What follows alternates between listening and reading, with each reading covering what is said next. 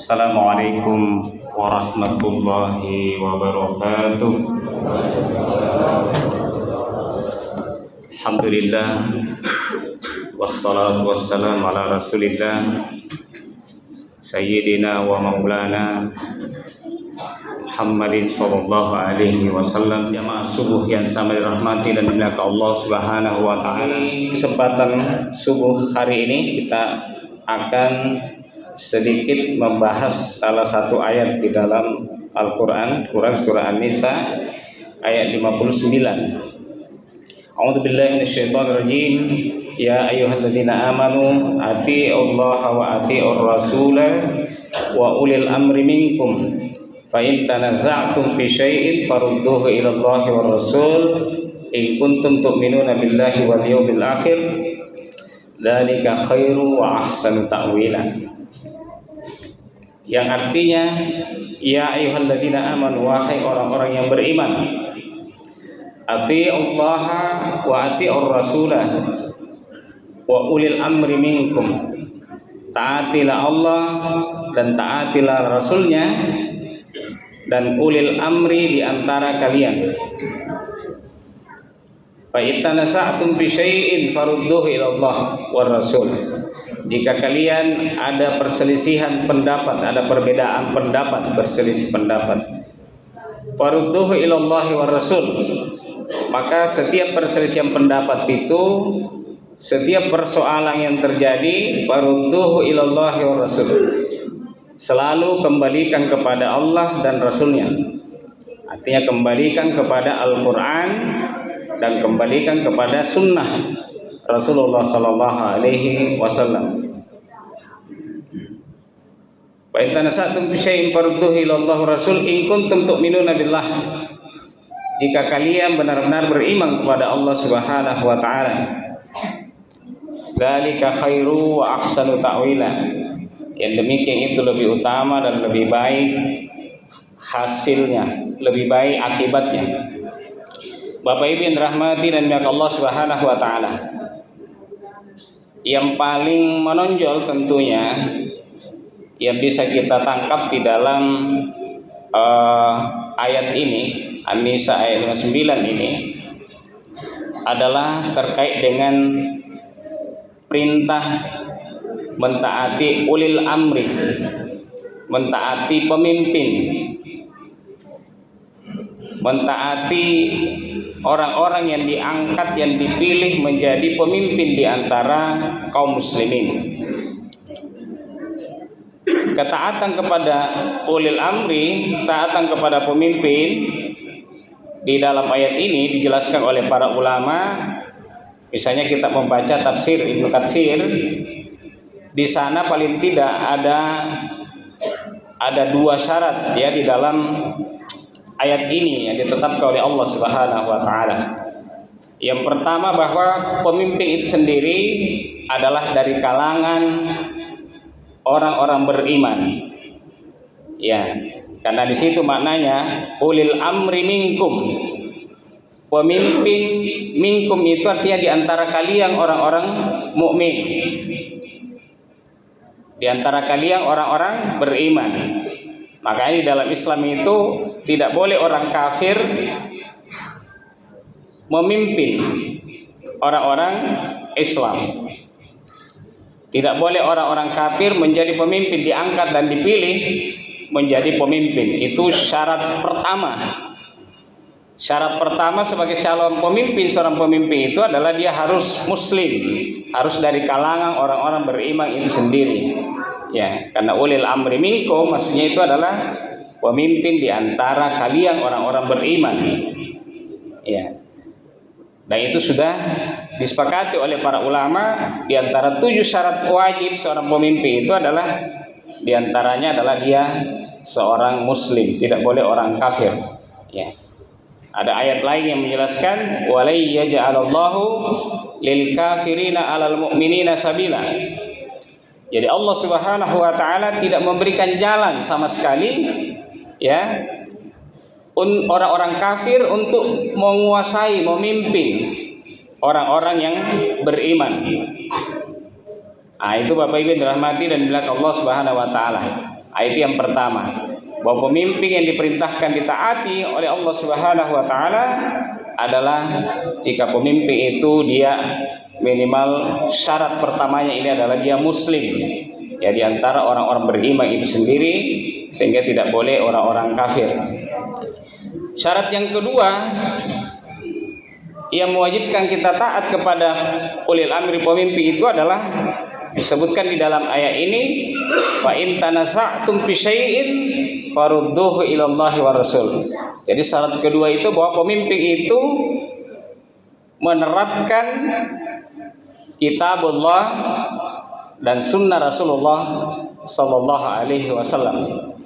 Artinya menerapkan syariah Islam.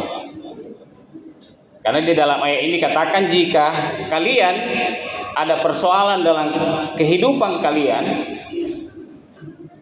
maka kembalikanlah kepada farudduhu ilallah war rasul. Kembalikanlah kepada Allah dan Rasulnya. Maka ketika menafsirkan ayat ini, An-Nisa 59 ini, ada pernyataan Imam Ali karamallahu wajhah tentang ayat ini. Beliau mengatakan bahwa hakul imam, kewajiban seorang pemimpin, kewajiban seorang imam, kewajiban seorang pemimpin, ayyahkuma bima anzalallah wa yu'addiyal amanah. Jadi kewajiban seorang pemimpin itu adalah ayyahkuma bima anzalallah, menerapkan hukum bima anzalallah, hukum yang diturunkan oleh Allah Subhanahu wa taala. Tentu itulah Al-Qur'an dan sunnah Rasulullah sallallahu alaihi wasallam. Yang kedua, wa yu'addiyal amanah. Pemimpin itu menunaikan, melaksanakan amanah. Karena yang namanya kepemimpinan itu adalah amanah. Yang namanya jabatan itu adalah amanah. Yang namanya imam itu adalah amanah. Amanah yang dititipkan oleh Allah Subhanahu wa ta'ala. Jadi itu yang disebutkan oleh Imam Ali karamallahu wajhah. Jadi haknya, kewajibannya seorang pemimpin itu adalah menerapkan hukum Allah Subhanahu wa ta'ala dan menunaikan amanah yang dibebankan kepadanya untuk mengurus urusan rakyatnya. Fa idza fa'ala dzalik, kata Imam Ali, jika dia menunaikan dua tadi kewajiban itu, yang menerapkan hukum Allah dan menunaikan amanah, hakun ala ra'iyah, maka wajib bagi rakyat ayyasma'u wa yuti'u, maka wajib bagi rakyat untuk mendengar dan mentaatinya. Nah, itu syaratnya seorang pemimpin ditaati itu adalah karena dia taat kepada Allah Subhanahu wa taala, taat kepada Rasulnya, yakni menerapkan hukum Allah, menerapkan syariah Islam di tengah-tengah masyarakat. Nah, bagaimana kalau misalnya pemimpin itu tidak menerapkan syariah Islam, tidak menerapkan Al-Quran dan As-Sunnah? Maka berarti dia tidak taat kepada Allah, tidak taat kepada Rasulnya, atau dia bermaksiat kepada Allah Subhanahu wa taala. Maka kata Rasulullah sallallahu alaihi wasallam di dalam hadisnya, la ta'ata li makhluqin fi maksiatillah. Tidak ada ketaatan kepada makhluk siapapun kalau itu kaitannya dengan bermaksiat kepada Allah Subhanahu wa taala. Kaum muslimin sidang jamaah subuh yang sama dirahmati dan dimuliakan Allah Subhanahu wa taala. Itulah yang sangat penting untuk kita pahami tentang makna ulil amri yang diperintahkan oleh Allah Subhanahu wa taala mentaatinya, paling tidak memenuhi dua syarat tadi. Yang pertama, dia adalah seorang muslim itu sendiri, ya, dan memenuhi syarat yang lainnya yang berkaitan dengan syarat kepribadian seorang muslim, ada 7 syarat. Kemudian yang kedua adalah dia menerapkan hukum Allah, dia menerapkan syariah Islam secara kafah, secara sempurna dalam kehidupan masyarakat kita. Nah, itulah Bapak Ibu rahmati dan dimuliakan Allah Subhanahu wa taala. Umat Islam pernah berjaya, pernah mengalami apa yang disebut dengan peradaban emas, ya, peradaban yang luar biasa gemilang, ya, disegani oleh seluruh bangsa-bangsa di dunia, bahkan menaklukkan Persia dan Romawi. Itu adalah kerajaan dan kekaisaran yang sangat adidaya di masanya. Tapi karena Islam ini memiliki kepemimpinan yang menerapkan hukum Allah Subhanahu wa taala, baik itu di masa Rasulullah sallallahu alaihi wasallam maupun di masa Khulafaur Rasyidin dan para khalifah-khalifah setelahnya, inilah kekuatan kaum muslimin bisa disatukan, ya, menjadi luar biasa, ya, potensi sumber daya ekonominya maupun sumber daya manusianya, kekuatan militernya kuat, disegani di seluruh dunia, bahkan dipandang sebagai sebuah negara adidaya yang tidak terkalahkan tentunya pada masa itu kaum muslimin.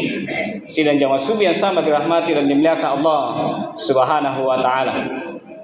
Tidak ada bangsa manapun yang berani macam-macam, ya, di masa yang lalu ketika umat Islam masih punya pemimpin, masih punya imam, masih punya seorang khalifah, ya, yang menyatukan mereka, mulai dari Khalifah Abu Bakar, Khalifah Umar, Khalifah Utsman, Khalifah Ali maupun khalifah-khalifah setelahnya. Itu luar biasa mempersatukan kekuatan kaum muslimin di seluruh dunia sampai umat Islam menguasai 2/3 dunia. 2/3 dunia, maka tidak terjadi seperti apa yang kita rasakan hari ini. Ya, bagaimana negara Israel yang kita sebutkan tadi itu adalah negara yang kecil, ya, negara yang sangat kecil, yang penduduknya tidak sampai 10 juta. Ya, kekuatan militernya tentu hanya beberapa. Umat Islam miliaran, 2 miliar di dunia ini. Tapi kita tidak bisa berbuat apa-apa menghentikan apa yang dilakukan oleh Israel itu, karena kita lemah, kita tidak kuat, kita tidak bersatu, ya, tidak bersatu. Nah, contohnya tadi itu yang kita sampaikan baru-baru terjadi lagi, padahal ini masih dalam masa transisi, istilahnya masih dalam masa gencatan, ya, gencatan senjata, ya, antara Hamas dengan Palestina. Tapi Israel sekali lagi melanggar semua itu, mengkhianati semua itu, dan seenaknya melakukan. Dan ini jiwa, ini nyawa, Bapak Ibu dirahmati dan dimuliakan Allah Subhanahu wa taala. Tidak sedikit, 500 jiwa. Itu hanya dalam waktu 1 hari, ya. Ya, katanya saya coba baca di di beberapa media, itu memang ratusan jet tempur, ya. Dalam waktu yang singkat ratusan jet tempur yang menjatuhkan bom yang sangat banyak sekali. Dan memang kaum muslimin di Gaza kan lagi kembali ke rumahnya, ya, karena dalam masa gencatan senjata, sehingga tentu mereka dalam keadaan berkumpul bersama keluarga, dan dalam keadaan seperti itu mereka diperlakukan, dan kita tidak bisa berbuat apa-apa, kita tidak bisa melindungi. Hingga hari ini tidak ada satupun di antara kaum muslimin, di antara negara-negara yang ada, terutama yang berdekatan dengan Israel ini, yang bisa katakanlah membalas atau mengecam atau menghentikan apa yang dilakukan oleh Israel itu. Oleh karena itu kaum muslimin sidang jamaah subuh yang sama dirahmati dan dimuliakan Allah Subhanahu wa taala, kita berbicara tentang kepemimpinan, bahwa memang umat Islam ini sekali lagi kita butuh persatuan, kita butuh kekuatan, ya, kita butuh apa yang bisa mempersatukan kita. Itulah seorang imam yang menerapkan hukum Allah Subhanahu wa taala. Saya kira itu Bapak Ibu yang sama dirahmati dan dimuliakan Allah Subhanahu wa taala, apa yang bisa kita sampaikan pada subuh hari ini mudah-mudahan memberikan manfaat kepada kita sekalian. Hadanallahu wa iyyakum ajmain. Assalamualaikum warahmatullahi wabarakatuh.